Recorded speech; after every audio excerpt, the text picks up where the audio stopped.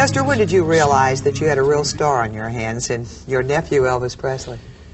Well, before Elvis cut his first record, you see, we was all working at what you call a Precision 2 company. It was government contracts. Well, due at the time, Elvis was underage, but we got him on by knowing the right person. So when they found out he was under 21, so they laid him off, you know. And so during the time, I was telling him all the time, I'd say, you know, I'd been listening to his singing around, you know, for a year or two.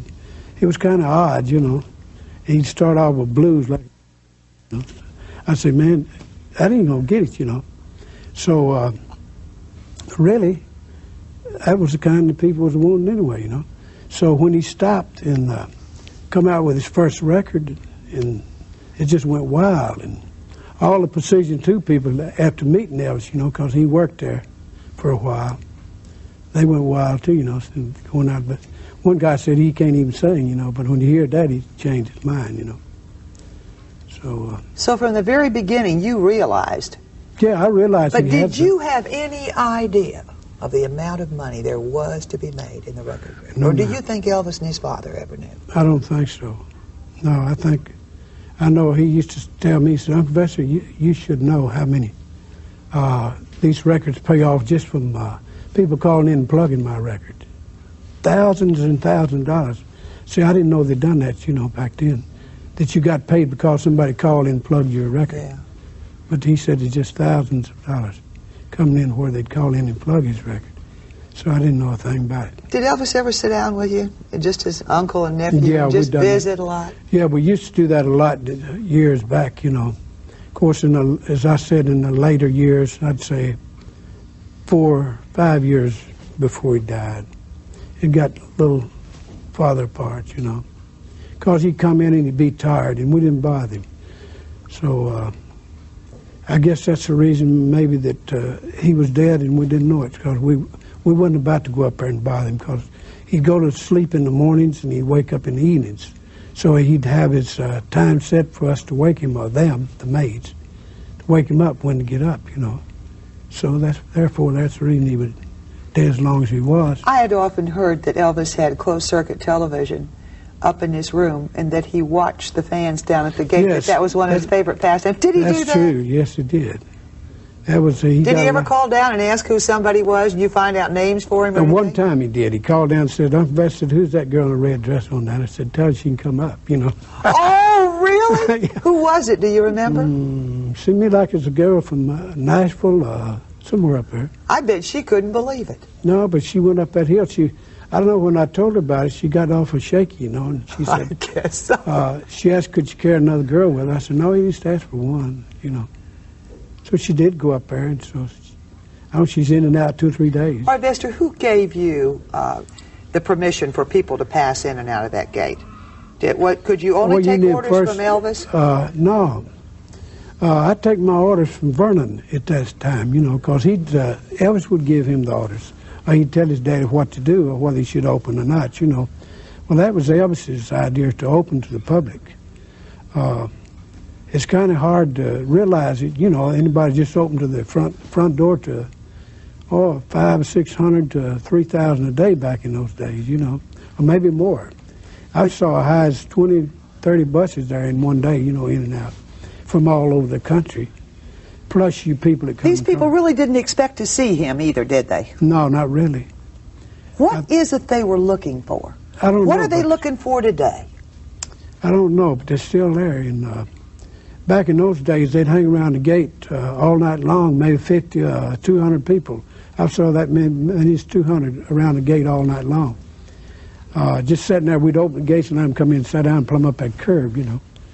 So they'd wait there to see if he'd come out, I think. Just to look at him? Yes, So how did he affect you, Vester? Huh? Were you overwhelmed by your nephew? Well, at Ram Home I wasn't, but on the stage, he changed, you know, to me too.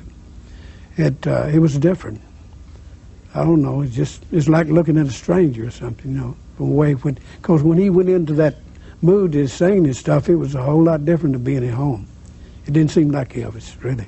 Is that right? That's right. Just a whole different person? Yeah, a whole different person. Where did he get his musical ability? You pick and sing a little. I used How about to. his mother or his daddy? Well, his mother could play a French harp, harmonica, what do you want to call it? His Juice father, harp. Yeah, juice harp. His father never played any kind of instrument, anything like that, but he had a beautiful voice for singing. He could really sing, you know. Vernon? Yes, he did, but he never did do much of it, you know. Where did they start singing? In church? In church. We used to see me and my brother and all of us would get together on weekends and sing a lot, you know, because they'd find a guy with my piano, you know, organ like. I believe it's organ. So I'd play with my sister-in-law, and I'd pick the guitar, and she'd... Did Elvis have a good voice at an early age? Yes, he did. It's unusual, very unusual, but it was a good voice. Did he have any lessons when he was growing up? No, ma'am. I guess there was no money for anything like that. There was no money. And another thing, people wouldn't take any... Well, they just didn't try to give you a boost happy anyway. I know back in my days, I might have had pretty good luck if I had somebody kind of pick me up and give me a shove, you know. Is that why you think Elvis did that with so many people?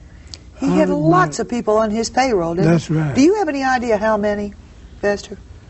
Well, right there at Graceland alone was 37, you know. On a weekly payroll? Well, yes, that's right. That's counting the boys that went on the road with him and what we had there. There was around 20, let's see, about 23, and it's around 37, I think, was on payroll.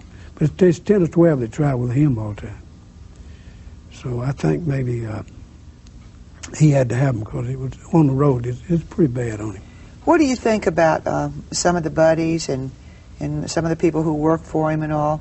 What's your feeling about some of the books that they've written? Well, Marge, no comments, really. I just, you know. Well, how about the commercialism surrounding Graceland out there now? Well, during, just like the day my brother died, you know, I had to go out there and get a little rough with some of them, you know, speak pretty rough to them, but I don't like to do that, but it's kind of felt... well, sometimes you have to, I guess. It made me feel very bad, you know. They knew he was dead because the news people were around there and your cameras, and they're still hollering to get buy you souvenirs at my shop and hand them out there and walking between me and guys. So I got a little irritated and run out there and told me if they did stop, I'd have them locked up. So the cops was very nice. They come out there and made them stop for 3 or 4 days. So. But Vester, people want something with Elvis on Yes. it, Elvis in it, Elvis they buying around that stuff. That's right. So I don't know. You can't have too much to say about the people, you know. Everybody's got to make a living, you know. So I'm not But knocking somebody's buying it, or they wouldn't Somebody's stay buying. in That's business. true. Mm. And if one don't sell it to them, another one will. So whether it's across the street or whether it's up the road or what. But to us, it never has looked too good. But, you know, a lot of those people I like over there. Vester, do you think that Graceland itself, maybe in particular the trophy room, will ever be open to the fans? I sure do. I think it will later on, you know. There was some talk of it before Vernon died. It's opened up the trophy room and charging a small price to go up to where people could afford it, but still it helped support the place. So I think there's still a chance it might open, maybe sooner than it was. Well, that'll help the memories yes, to live on forever. Very much. I think the people, well, if I had never saw the trophy room, I'd be glad to give $5 because it's beautiful. Oh, I bet it is. And they rearrange it and make it walkways through there. Yeah, I can't wait to see it too. Well, Vester, we thank you for your book. Thank you very much. Thank you for having me on. I appreciate that very much. Thank you.